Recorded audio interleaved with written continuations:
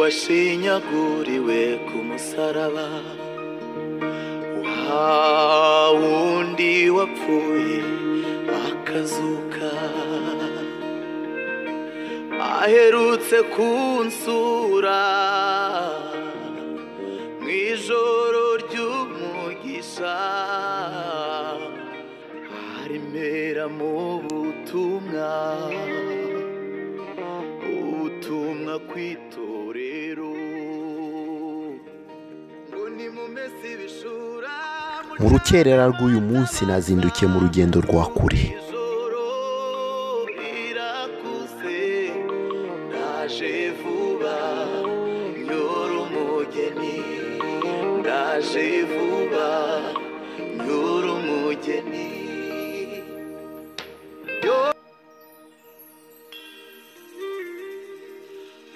Washinyaguriwe ku musaraba, wa wundi wapfuye akazuka. Amasaha ni muri tren kugira ngo njye guhura n'umwe mu miryango yiyemeje kuba maso mu gihe nk'iki, kugira ngo badatwarwa n'umuraba urimo gutwara isi yose. Aremera mu butumwa kw'itorero ngo nimumese ibishura, mucane amatabaza kuko ijoro. Icyanteye gufata uru rugendo ni ukugira ngo tugukomeze wowe wumva ugeze ahakomeye, wanze kuvanga n'iyi mikorere y'abanyamahanga, ariko ukaba wumva ugeze aho ucika intege kubera urugamba rugeze ahakomeye. Humura, Imana yagaburiye Eliya ikoresheje ibikona iracyari ku ngoma. Icya nyuma ni ukugira ngo umenye ko utari wenyine, ahubwo ko hakiri abana b'Imana b'ukuri biteguye guhara amagara yabo ku bwa Kristo. Nahageze amahoro, banyakirana ubwuzu n'urukundo rwinshi, gusa amasaha niyo yatubanye make, maze dutangira ikiganiro n'umubyeyi watwakiriye. Ndi kumwe n'umudamu, ntago ndi bumuvuge mu mazina cyangwa ikiwe, aratwibwira uwo ari we mu magambo makeya. Ushobora kutwibwira? Imana ibahe umugisha. Murakoze cyane. Amazina yanjye nitwa Clarisse Kampire, nk'uko mubivuze ndubatse, nkaba n'umubyeyi w'abana batatu. Nkaba rero nkora umurimo w'Imana. Nagize amahirwe yo guhamagarwa nkiri umwana mutoya, Yesu ambere uwo kwizerwa, turajyana urwo rugendo rwose kugera uyu munsi. Njya mvuga ko Yesu aratangaje. Iyo wamenye Imana uri mutoya, bisobanuye ko amafuti yose wakoze, amakosa yose wakoze, wayakoze uzi Imana, wayakoze Yesu akureba kandi mubana, ariko ntiyakujugunya, arakwihanganira agategereza kugaruka. Njyewe rero nuko nabanye na Yesu. Muri make n'urwo rugendo rwanjye rw'agakiza, ntago ari umwanya w'ubuhamya, ariko Yesu yambereye uwo kwizerwa ku buryo ibi bihe bije naramubwiye ntuzi ko noneho nanjye bigeze ahantu mpaye uburyo bwo kukubera uwo kwizerwa. Kwa kundi yambereye uwo kwizerwa, ni iki namwigiyeho cyatuma uyu munsi nanjye mubera uwo kwizerwa noneho. Amen. Ndumva ari icyo naba mbabwiye. Ese uvuze ko uri umumama n'abana bangahe? Batatu. Abana batatu, abahungu n'abahungu. Bose ni abahungu. Imana ishimwe, ababyaye abavuga butumwa bazurira imisozi mu gihe n'iki. Nabyaye abanaziri b'Uwiteka. Abanaziri b'Uwiteka. Amen, amen, amen. Ikindi rero mu murimo w'Imana, mu gihe cya konfirma umwaka ushize, Imana yampaye umuhamagaro mushya kugira ngo mbwirize abana batoya ubutumwa bwiza. Yesu ati nimureke abana bato bansange. Ababyeyi rero bafite abana tubakorera utuntu tw'udukatuni, ariko twigisha ijambo ry'Imana, tuvuga inkuru za Bibiliya kandi mu Kinyarwanda. Mushobora kudusanga kuri chaîne yitwa Shama Kids. Shama Kids. Shama Kids. Ku buryo abantu bose bakeneye bajya kuri Shama Kids. Aho hageze umwana kuri YouTube. Kuri YouTube. Okay. imyaka umwana yose afite Shama Kids nta mwana ndumva wayirebyeho ntibimushimishe. Ikindi vision yacu nuko tugiye gutangira gukorana n'abana bari mu Rwanda bavuga ikinyarwanda. Umubyeyi wakumva afite umwana uzi kuvuga, umwana nyine ufite talent widebruya, twakorana rwose kuri Shama Kids kuko ni ministeri y'abana. Ndumva ibyo kwivuga ari ibyo. Murakoze. Noneho Clarisse, tumenyanye arenze igihe kitari kinini cyane. Noneho ndashaka kukubaza ikibazo cya mbere usubize, ndetse kugira ngo n'abadukurikiye babashe kumenya ibyo ari byo. Abantu benshi muri iki gihe baremeza ko imperuka iri hafi, sibyo? Ndetse koko hari ibimenyetso bigaragaza ko turi ku iherezo. Ese nawe niko ubibona?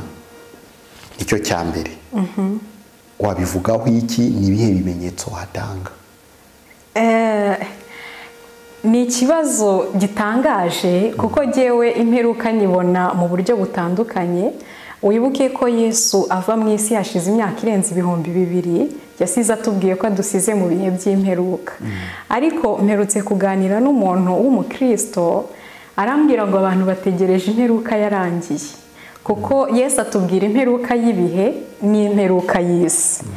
Uwo muntu yarimo ansobanurira iki imperuka y'ibihe bivuze. Ni umuntu wavukiye ino arahakurira, n'uwavukiye mu Rwanda ashobora kubibona muri Afurika bitewe n'uko yakuze, ariko kera twahoranye ibihe. Ukaba uvuga ngo kuva muri uku kwezi kugera muri uku ni itumba, imvura iragwa kuva mu gitondo kugera nimugoroba. Ukavuga ngo kuva mu kwa karindwi kugera igihe iki n'iki ni iki. Ibyo rero we yarimo ansobanurira ko ari byo byitwa imperuka y'ibihe, kuko tutagifite ibihe uko twabihoranye. Imperuka yatangiye hashize igihe kinini, ndetse Paulo yayivuzeho cyane, aravuga ngo gukora k'uwo mwanzi n'ubu kwaratangiye ariko mu buryo bw'amayoberane, ariko igihe cyo kugira ngo aze ku mugaragaro ntikiragera. Ariko bwa buryo bwari amayoberane mu minsi yashize, ubu turi kububona noneho ushobora kubukozaho imitwe y'intoki. Bibiliya ifite ukuntu yagiye ivuga ibintu ku buryo buri bantu mu gihe cyabo babayeho babonaga ibintu bibereka ko bari mu mperuka y'ibihe. Ariko uwagarura babonye imperuka y'ibihe nko mu myaka 100 ishize, bageze uyu munsi ndibwira ko bavuga bateja ntimuharenza tu, kuko noneho birakabije. Imperuka iri hano, iri ku muryango. Urambwiye ngo mbahe n'ibimenyetso. Ni ijambo rirerire nabasomera riri muri Matayo ibice 24. Yesu nicyo kintu yari arimo ababwira. Barimo bamwereka Yerusalemu, bamwereka urusengero ukuntu rwubatse neza, babimuratira. Si no kumwereka, ni nko kumuratira. Yesu arabareba aravuga ati murabona ibi byose? Nta buye rizasigara rigeretse ku rindi. Ngo bageze aho biherereye baramubwira bati mwami tubwire ibyo, kuko urusengero rwari rufite ukuntu rwubatse umuntu ntiyimaginaga rwasenyutse. Nubwo yarimo babwira ibijyanye n'umubiri we ugiye gusenywa, kuko nyuma yaje kubabwira ngo uru rusengero jye narusenya mu minsi 3 nkarwubaka. Babihuza na bwa buhanuzi aherutse kubabwira ko nta buye rizasigara rigeretse kuri indi, bikabashobera. Ariko biherereye ngo bavuye mu bantu baramubaza bati mwami ibyo bizagenda gute, n'ibimenyetso byo kugaruka kwawe ni ibihe? Niho rero 24 abaha ibyo bimenyetso. Reka nyuremo gatoya. Matayo 24 ndagenda nsoma umurongo ku murongo, ariko ndasomamo mike cyane.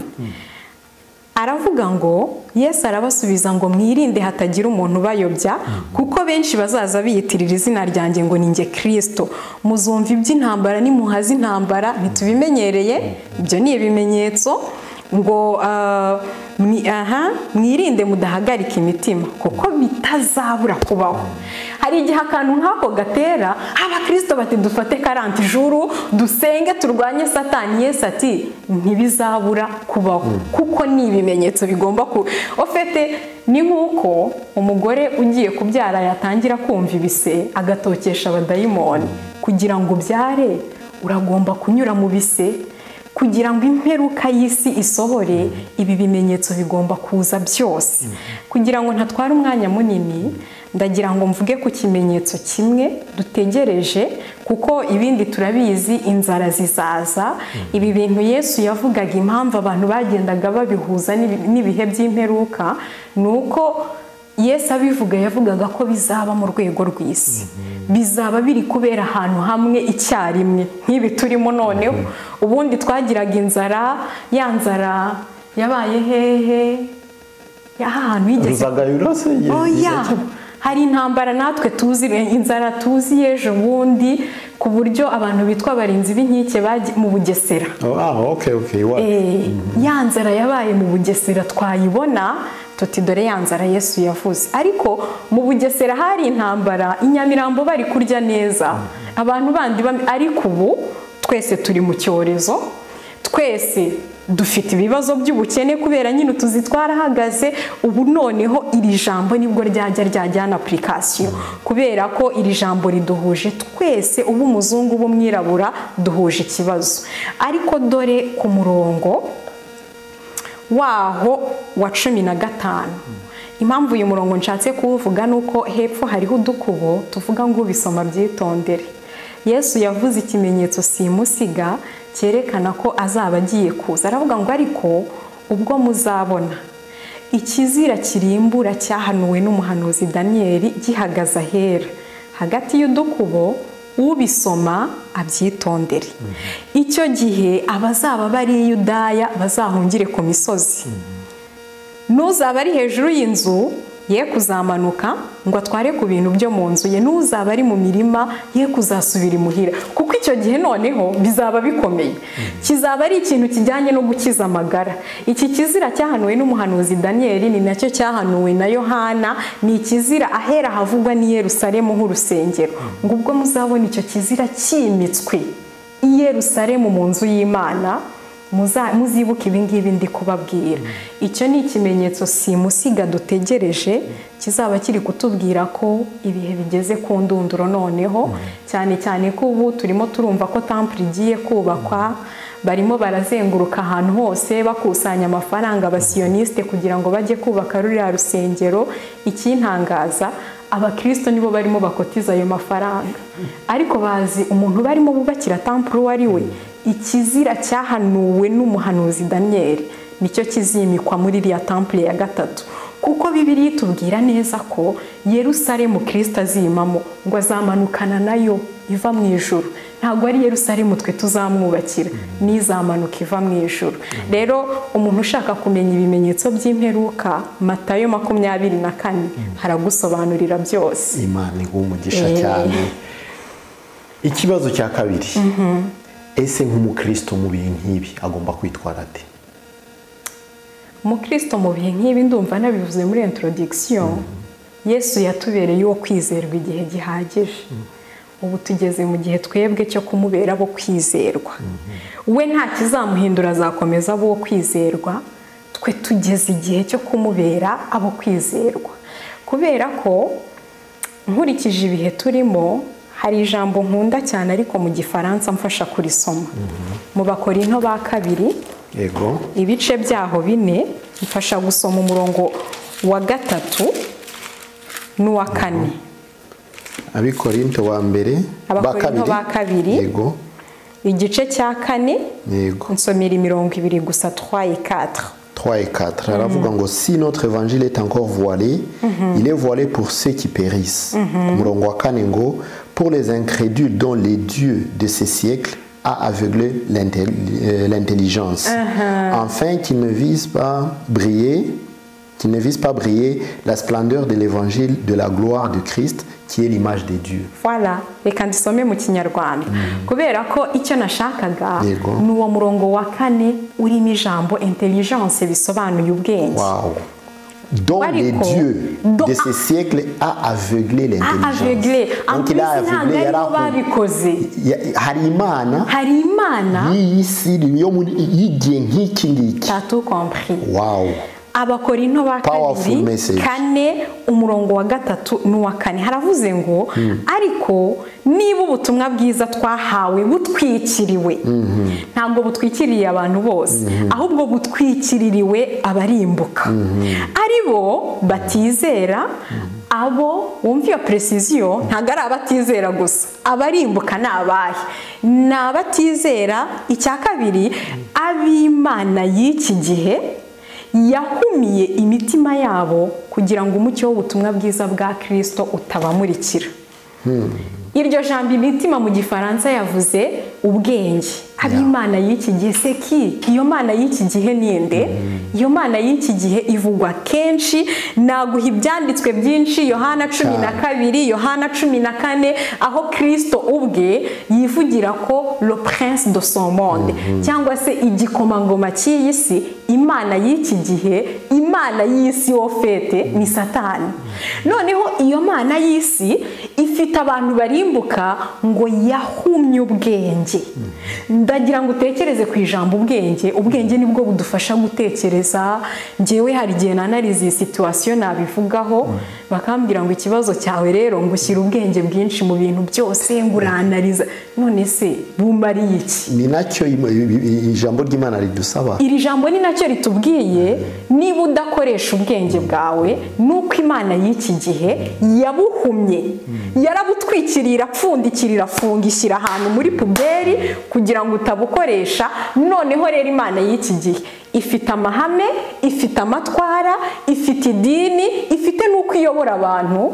Bivuga ngo niba Bibiliya yita Satani le prince de son monde, ninde uzana aya mategeko akayanyuza mu bikomangoma byungirije le prince de son monde kugira ngo twebwe tuyakurikize?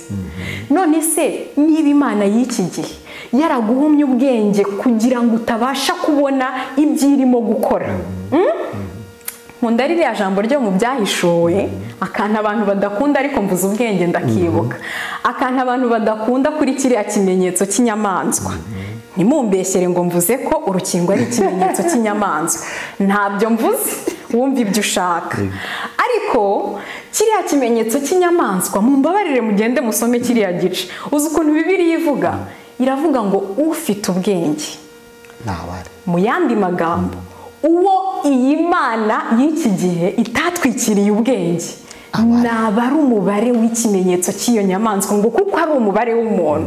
Mbese abantu ngo bategereje ko ikimenyetso kizaza kuri televiziyo, kuri radiyo, batimozi n'ikindi ikimenyetso cyaje bavandimwe utagifata turamwica kandi kukiguha no kwihakana izina rya Yesu. Impossible. None se ntago uciye mu ijambo ko hari abashumba bazwi cyane haba muri Afrika haba hano i Burayi bazwi bakurikiranwa n'ibihumbi bafite n'amatorero hirya no hino mu bihugu bitandukanye babwira abakristo ko icyo kimenyetso kizaza ndetse bahamagarira abantu kwihakana ku mugaragaro.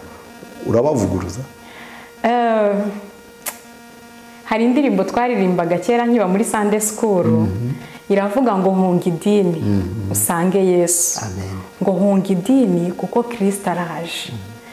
Iyo tuvuga abashumba nemera abashumba ngira umushumba ndanamwubaha ariko Paulo yabwiye abizera arababwira ngo munkurikire mugere ikirenge mu cyanjye nkuko nanjye nkigera mu cya Kristo.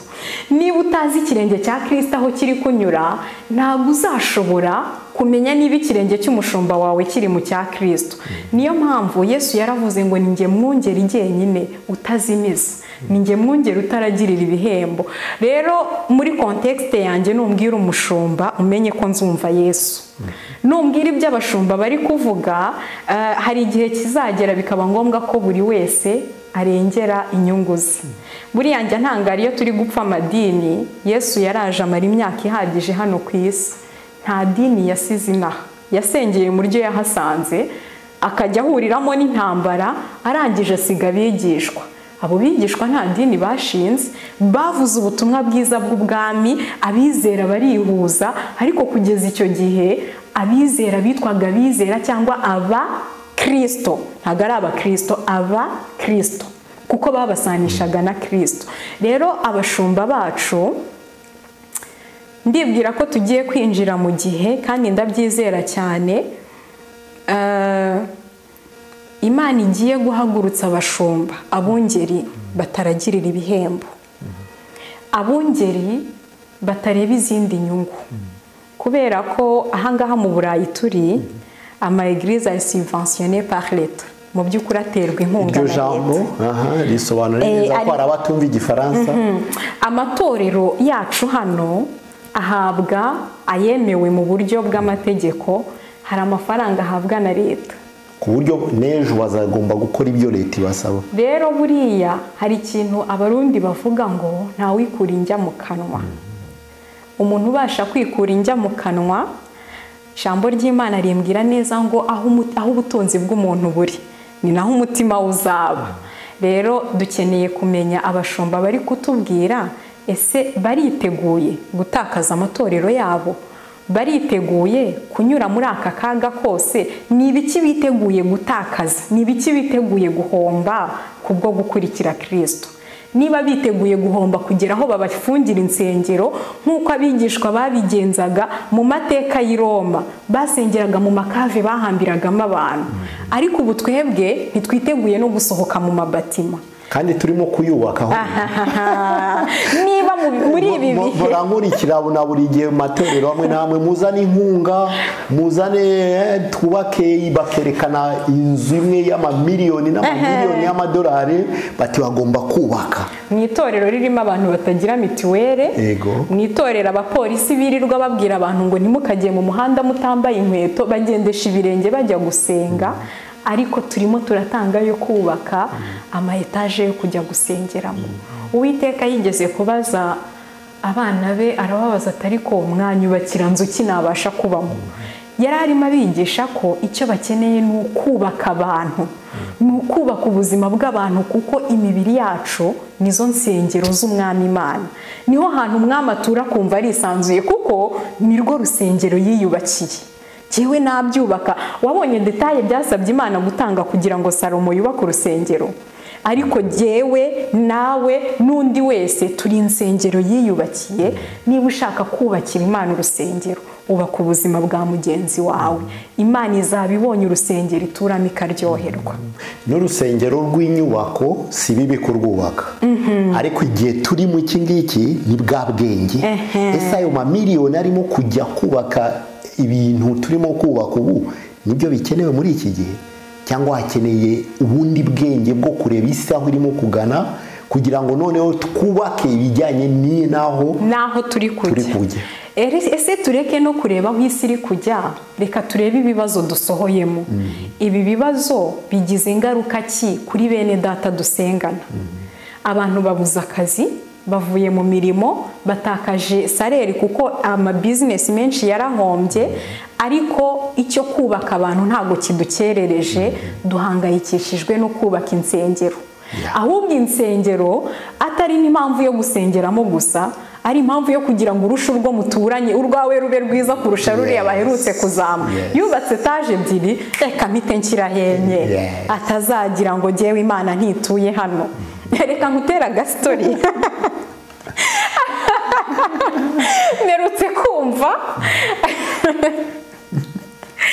Mperutse kumva ahantu bagiye kwitangisha amafaranga yo kubaka urusengero, nyamara torero ry'Imana ndabisetsa ariko birababaje nitutitondera inyigisho turi kumva.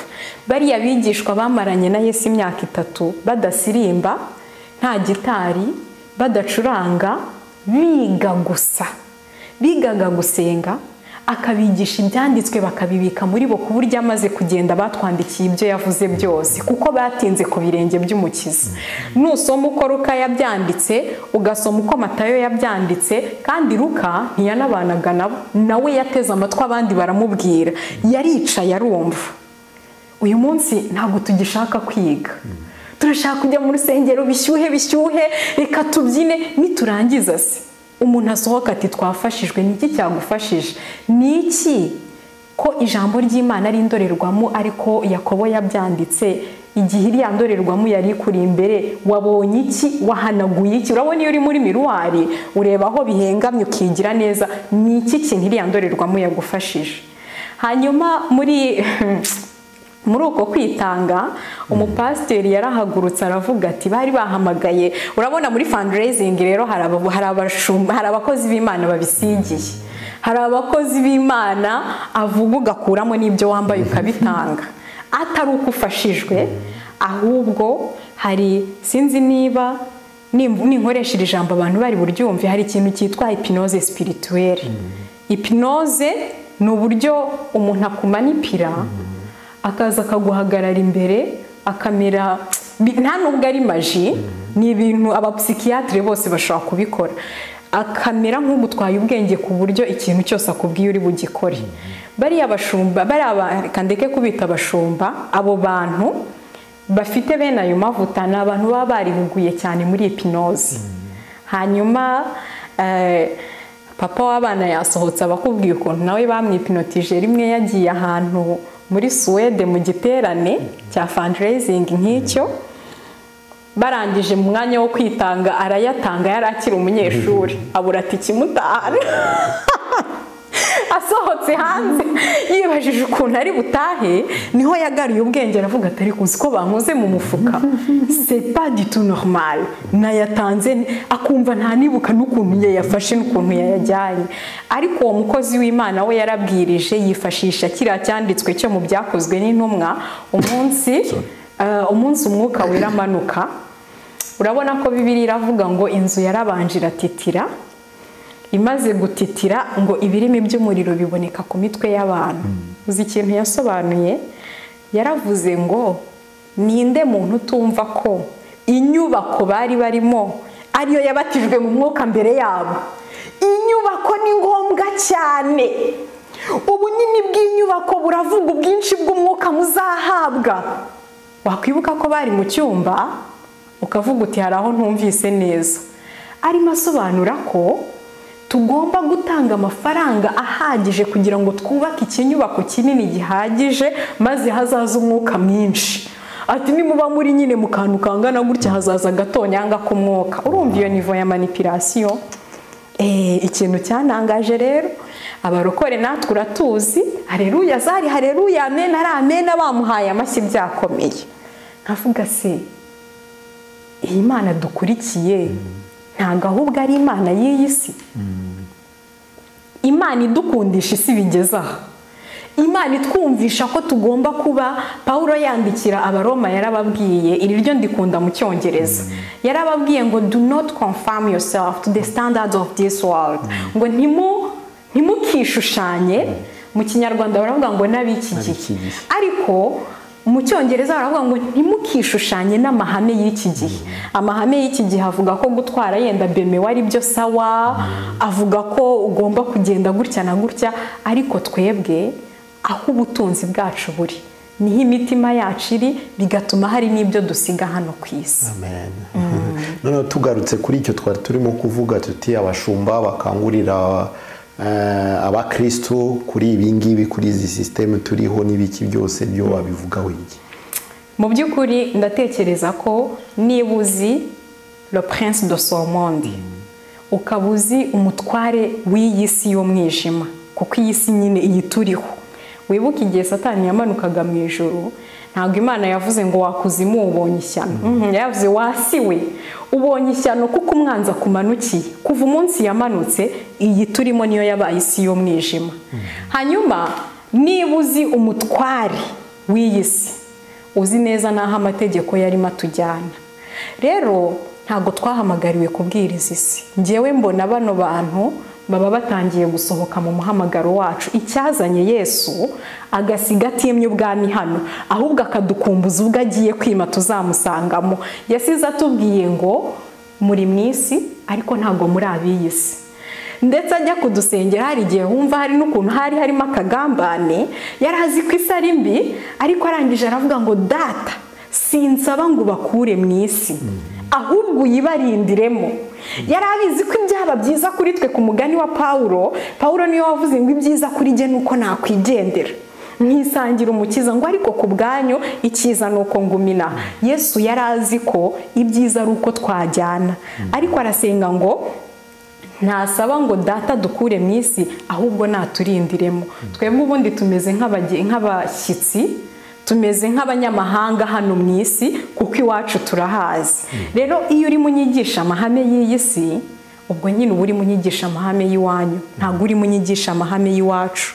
Niba uri munyigisha kwikonforoma kuri sisiteme turimo, Abaroma 12, ukaba uri munyigisha kwikonforoma, kwisanisha n'amahame y'iki gihe, hari icyanditswe bakunda, Abaroma 13, mwubaha ababayobora. Icyo ngicyo uhereye ku murongo wa mbere ukagera ku wa 7, Pawulo akubwira kubaha abakuyobora kuko ari abatware bashyirwaho n'Imana. Ariko nyuma y'iminsi mike Pawulo ukamusanga mu rukiko, arazirikiza, arazira ko hari ibyo babandi bamuyobora bamutegeka adashobora kubahiriza. Abatuyobora turabubaha kugera ku ruhe rwego? Turabubaha kugera igihe cyose tubona neza ko batarimo badutandukanya n'umwami wacu. Yavuze ku mbuto z'umwuka wera, arazivuga mu Bagalatiya 5, arangije aravuga ngo ibisa bityo nta mategeko abihana. Icyo gihe nta mategeko yabihanaga, ariko ndagira ngo nkumenyeshe ko ibisa kuriya uyu munsi hari amategeko abihana. Niba barimo banyigisha kwisanisha n'iyi si, ntaho bigihuriye n'ubwami bw'Imana. Ngewe nkeneye umushumba unyobora anshyira umukiza, uwo niwe nizera ko ataragirira ibihembo. Kuko uragirira ibihembo ntateze kwitandukanya n'umuha ibyo bihembo. Amen. None Madame Clarisse, muri conclusion cyangwa se umwanzuro, nibyo twakwita kwanzura, conclusion, ni iki watanga, nihe nama waha bene data bavandimwe bari bukurikire ubu butumwa? Mu gusoza natanga conclusion ebyiri. Ntabwo turi ab'isi nubwo tuyituyemo, bityo ntabwo twebwe tujya aho isi iri kujya. Icya kabiri, ntabwo turi abacu ngo twigenge, ntabwo wicara ngo utekereze ibintu cyangwa uvuge ngo kanaka yambwiye uhita ufata icyemezo. Senga wumve icyerekezo umwuka w'Imana ari kuguha. Ibihe rero birakomeye bitewe n'icyemezo uzafata ku ruhande rwawe. Ndashaka kukubwira Abefesi 6, ambara intwaro zose z'Imana. Zisome urebe buri mwe ikimaze. Ambara intwaro zose z'Imana kugira ngo uhagarare udatsinzwe ku munsi mubi. Kuko umunsi mubi Bibiliya yaduteguje, niba atari 2020, niba atari 2020 n'indi myaka igiye gukurikiraho, uwo munsi ubanza utazaza. Iyi ni intangiriro y'umunsi mubi, ariko muri Matayo 24 Yesu akatubwira ati rega mube muretse no guhahamuka kuko iyi ni intangiriro yo kuramukwa. Ibise bya vure cya kindi cya nyuma gikubita umwana agasohoka kiri bugufi. Ariko icyo gise nubwo kibabaza umubyeyi, agitegerezanya amatsiko kuko avuga ati kirambita kirambabaza, ariko umwana nawe arahitarira. Haleluya. Rero mukomere, muhagarare mushikamye. Umwami wacu nubwo yadusengeye ngo Imana iturindire mu isi, ntabwo uru rugamba ari urwacu. Ikibazo n'ubwoba. Umugabo wanjye niwe ukunda kuvuga ngo ikintu utinya nicyo kiba kibaye Imana yawe. Muhagarike ubwoba bw'ubuzima, manu ntiyigeze ishira mu ijuru. Muhagarike ubwoba bw'ubuzima, turacyafite ibitare mu butayu Imana izakubita amazi agasohoka tukanywa. Wasobanura gute ko Eliya yatunzwe n'ibikona kandi arya inyama?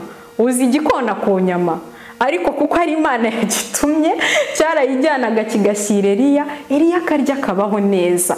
Impamvu uyu munsi ufite ubwoba bw'ubuzima, ndagira ngo wegzamine cyangwa upime kwizera kwawe.